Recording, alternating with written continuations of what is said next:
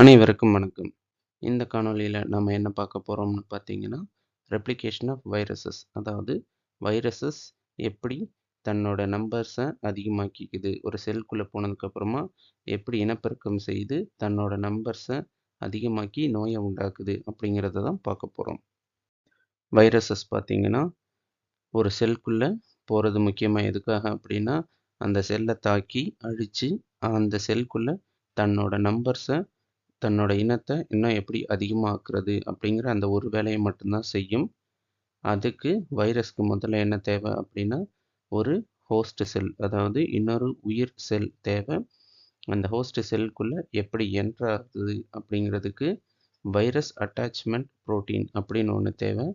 அதாவது வைரஸ் தன்னோட spike proteins மூலமா இன்னொரு ஹோஸ்ட் செல் மேலே எப்படி ஒட்டிக்குது, அதுக்கு என்னென்ன வகையான புரோட்டீன்ஸ் எல்லாம் வைரஸ்க்கு உதவியாக இருக்குது, அது வேற ஒரு ஹோஸ்ட் செல் இன்னொரு உயிர் செல் மேலே இருக்கக்கூடிய ரிசப்டார்ஸ் அது எப்படி தேர்ந்தெடுக்குது அப்படின்றதெல்லாம் தெரிஞ்சுக்கிறது ரொம்ப முக்கியம்.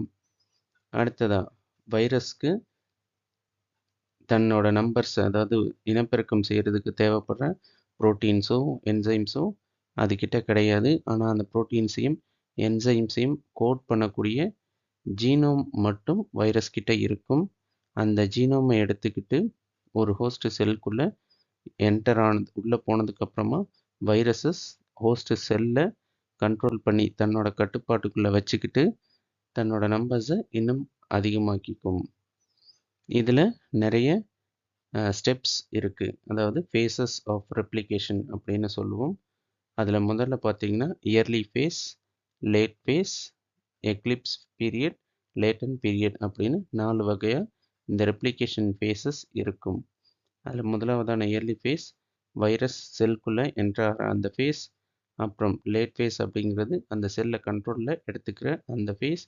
அப்புறம் எக்லிப்ஸ் பீரியட் அப்படிங்கிறது அது ரெப்ளிகேஷனுக்கு தயாராகிடுச்சு அப்படிங்கிற அந்த ஃபேஸ். அப்புறம் லேட்டன்ட் பீரியட் அப்படிங்கிறது செல்லை உடைச்சிக்கிட்டு வர்றதுக்கு வெளியில் புது வைரஸஸ்கள் உருவாகி வெளியில் வர்றதுக்கு தயாராக இருக்குது அப்படிங்கிற அந்த ஃபேஸ்.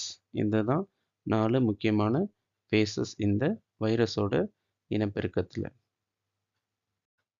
ஒரு ஹோஸ்ட் செல்லை தேர்ந்தெடுத்த வைரஸ் அந்த ஹோஸ்ட் செல் மேலே என்ன பண்ணணும் அப்படின்னு பார்த்தீங்கன்னா, போய் முதல்ல ஒட்டிக்கணும். அதுக்கு ரொம்ப யூஸ்ஃபுல்லாக இருக்கக்கூடியது வைரஸ் கிட்ட இருக்கக்கூடிய அந்த ஸ்பைக் ப்ரோட்டீன்ஸ். அது என்வலப்லேயோ அல்லது கேப்சிட் அப்படிங்கிற அந்த முதல் அடுக்குலையோ இருக்கலாம்.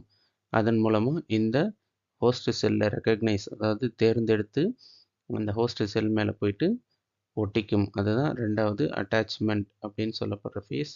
அப்புறமா அட்டாச்மெண்ட் அது எது மூலமாக நடக்கும் அப்படின்னா வைரஸோட ஸ்பைக் ப்ரோட்டீன், அப்புறம் ஹோஸ்ட் செல், இந்த ஹோஸ்ட் செல்லில் இருக்கக்கூடிய ரெசப்டார் ப்ரோட்டீன் ரெண்டும் சேர்ந்து தான் இந்த அட்டாச்மெண்ட்டை நடத்துது. மூணாவதாக பார்த்தோம்னா பெனிட்ரேஷன் அப்படின்னு சொல்லப்படுற செல்குள்ளே என்ட்ராகிற வேலை. அது எப்படி நடக்கும் அப்படின்னு பார்த்தீங்கன்னா, வைரஸ் ஒருவேளை என்வலப் அந்த ப்ரோட்டீனோட வந்துச்சு அப்படின்னா என்வலப் லேயர் அது நம்மளோட செல்லோட செல் வால் அந்த தோல் மேலே முதல் அடுக்கு மேலே என்ன ஆகும் அப்படின்னா ரெண்டும் ஒன்றோட ஒன்று ஃபியூஸ் ஆகும். ஃபியூஸ் ஆகிறது அப்படின்னா ஒன்றோட ஒன்று ஜாயிண்ட் ஆகிட்டு ரொம்ப ஈஸியாக வைரஸ் என்ன ஆகிடும்னா இன்னொரு செல் மேலே ஈஸியாக செல்குள்ளே என்ட்ராயிடும். அடுத்ததாக இந்த பெனிட்ரேஷன் முடிஞ்சதுக்கு அப்புறமா பார்த்தோம்னா நாலாவது ஃபேஸ் அன்கோட்டிங் அப்படின்னு சொல்லுவாங்க. அதாவது வைரஸ் அந்த கேப்செட்குள்ளே இருக்கக்கூடிய அதோட ஜெனட்டிக் மெட்டீரியலான டிஎன்ஏவோ ஆர்என்ஏவோ இந்த செல்லோட சைட்டோபிளாசமில் ரிலீஸ் பண்ணுறது தான் அந்த அன்கோட்டிங் ப்ராசஸ்.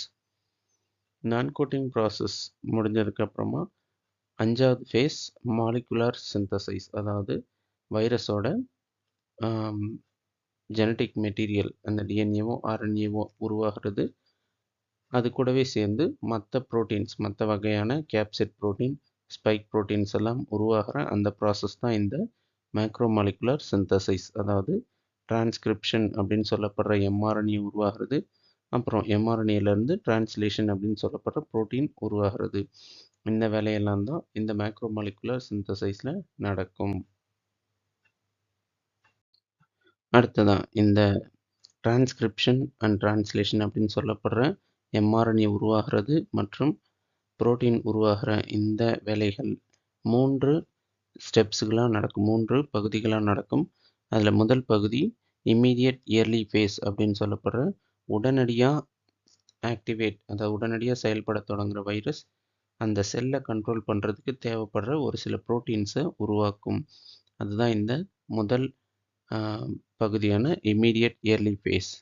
அடுத்த இரண்டாவது பகுதி இயர்லி ஃபேஸ் அப்படின்னு சொல்லப்படுற டிஎன்ஏ பைண்டிங் ப்ரோட்டீன்ஸையும் என்சைம்ஸையும் இந்த வைரஸ் உருவாக்க ஆரம்பிக்கும். எது மூலமாக அப்படின்னா ஹோஸ்ட் செல் அப்படின்னு சொல்லப்படுற இன்னொரு உயிர் செல்லில் இருக்கக்கூடிய அதோட செல் காம்போனன்ட்ஸ் மெஷினரியை ஃபுல்லாக இது யூஸ் பண்ணிக்கிட்டு தான் இந்த டிஎன்ஏ பைண்டிங் ப்ரோட்டீன்ஸ் என்சைம்ஸ் எல்லாத்தையும் உருவாக்கும். அடுத்ததாக பார்த்தோம்னா மூணாவதாக லேட் ஃபேஸ். இந்த லேட் ஃபேஸில் தான் பார்த்தீங்கன்னா வைரஸ் தன்னோட ஸ்ட்ரக்சரல் அண்டு மற்ற ப்ரோட்டீன்ஸையும் உருவாக்கும். அதாவது தன்னோட உருவத்துக்கு தேவைப்படுற கேப்சிட் ப்ரோட்டீன், என்வலப் ப்ரோட்டீன் இதெல்லாம் உருவாக்குறது இந்த லேட் ஃபேஸ்.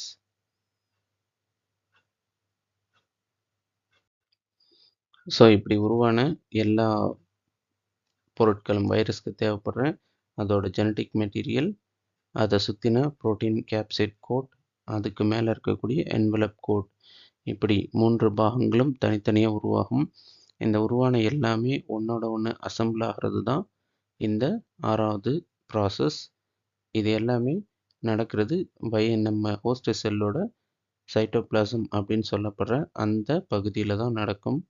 இதெல்லாம் முடிஞ்சதுக்கு அப்புறமா வைரஸ் அந்த செல்லை விட்டு ரிலீஸ் ஆகிறதுக்கு இந்த மாதிரியான பட்டிங் அப்படிங்கிற ஒரு ப்ராசஸை நடத்தும். அதாவது உருவான புது வைரஸ்கள் எல்லாமே ஒரு பகுதியில் ஒன்று சேர்ந்து இந்த ஹோஸ்ட் உயிரி செல்லில் அதோட செல் வால் பக்கத்தில் போயிட்டு அங்கே ஒரு மொட்டு மாதிரி உண்டாகும். அந்த மொட்டு என்ன பண்ணும் அப்படின்னா செல்லை எந்த டேமேஜும் பண்ணாமல் வைரஸை மட்டும் உடைச்சிக்கிட்டு, அதாவது அந்த மொட்டு உடஞ்சி வைரஸை மட்டும் ரிலீஸ் பண்ணும். இது ஒரு வகை. அது இல்லாமல் இந்த எக்ஸோசைட்டோசிஸ் அப்புறம் லைசிஸ் அப்படின்னு சொல்லப்படுறது என்ன அப்படின்னு பார்த்தீங்கன்னா இந்த வைரஸ் கிட்ட என்வலப் அப்படிங்கிற ப்ரோட்டீன் இருந்துச்சு அப்படின்னா அந்த என்வலப் மூலமாகவே ஈஸியாக இந்த மாதிரி வெளியேறிடும். இது உள்ளே வந்த மாதிரி வெளியேற ஒரு ப்ராசஸ். இது இல்லாமல் லைசிஸ் அப்படிங்கிறது இந்த செல் வாலை முழுசாக உடைச்சிக்கிட்டு அதை பிரேக் பண்ணிவிட்டு செல்லை விட்டு ரிலீஸ் ஆகிறது தான் இந்த லைசிஸ் அப்படின்னு சொல்லப்படுற ப்ராசஸ். இங்கே லைசிஸ் அப்படின்னு கொடுத்துருக்காங்க, செல்லை உடைச்சிக்கிட்டு வெளியில் ரிலீஸ் ஆகிறது. இங்கே பார்த்தீங்கன்னா இந்த எக்ஸோசைட்டோசிஸ் அண்ட் ரிலீஸ் அப்படின்னு கொடுத்துருக்காங்க. அது என்னென்னா இந்த செல் வால் அது மூலமாக ஈஸியாக ஃபியூஸ் ஆகி வெளியில் போகிறது, ஒன்றோட ஒன்று இணைஞ்சு அது வெளியில் போகும். இந்த ரெப்ளிகேஷன் சைக்கிள், அதாவது இனப்பெருக்கம் நடக்கிற அந்த மொத்த ப்ராசஸ்லையுமே ரொம்ப முக்கியமானது என்ன அப்படின்னு பார்த்தீங்கன்னா இந்த வைரஸோட எம்ஆர்என்ஏ உருவாகிறது தான், எம்ஆர்என்ஏ சிந்தசைஸ். ஸோ இதனால் என்ன நடக்கும் அப்படின்னு பார்த்தீங்கன்னா வைரஸஸ் தான் வச்சிருக்கக்கூடிய ஜெனட்டிக் மெட்டீரியல் டிஎன்ஏ அல்லது ஆர்என்ஏ அந்த பொருட்களை வச்சு ஒவ்வொரு முறையிலையும் எம்ஆர்என்ஏவை உருவாக்கும். அதாவது இந்த டபுள் ஸ்டாண்டர்ட் அப்படின்னு சொல்லப்படுற இரட்டை ஸ்டாண்ட் வச்சுருக்கக்கூடிய டிஎன்ஏ வைரஸஸ் நம்மளோட செல்லில் நடக்கிற மாதிரியான ஒரு ரெப்ளிகேஷனை நடத்தும். அதன் மூலமாக எம்ஆர்என்ஏவை ரொம்ப சுலபமாக உருவாக்கிக்கும். அதுக்கு நம்மளோட செல்லில் இருக்கக்கூடிய டிஎன்ஏ பாலிமரேஸ் அப்படிங்கிற என்சைம்ஸையும் அது பயன்படுத்திக்கும். இதன் மூலமாக இந்த டபுள் ஸ்டாண்டர்ட் டிஎன்ஏ எம்ஆர்என்ஏவை உருவாக்கும். அதுலேருந்து ப்ரோட்டீன்ஸ் ரொம்ப சுலபமாக கிடைச்சிடும்.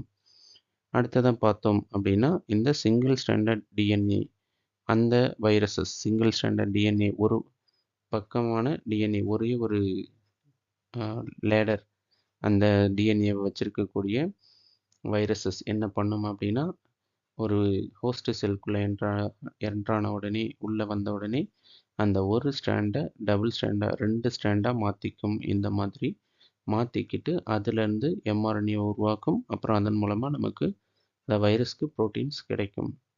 இதை பண்ணக்கூடிய வைரஸ் பார்வோ வைரஸ். அடுத்ததாக இந்த ஆர்என்ஏ வைரஸஸ் சிங்கிள் ஸ்டாண்டர்ட் ஒரு பகுதி மட்டும் உள்ள ஆர்என்ஏ வைரஸஸ், ஒரு ஸ்ட்ராண்ட் மட்டும் உள்ள ஆர்என்ஏ வைரஸ், அது பாசிட்டிவ் ஸ்ட்ராண்டாக இருந்துச்சு அப்படின்னா இந்த பாசிட்டிவ் ஸ்ட்ராண்டால் நம்மளோட ரைபோசோம், அதாவது செல்குள்ளே இருக்கக்கூடிய புரோட்டீனை உருவாக்கக்கூடிய ரைபோசோம் பகுதிக்குள்ளே இது ரொம்ப ஈஸியாக உள்ளே போய் ப்ரோட்டீன்ஸை ரொம்ப சிம்பிளாக உருவாக்கிடும்.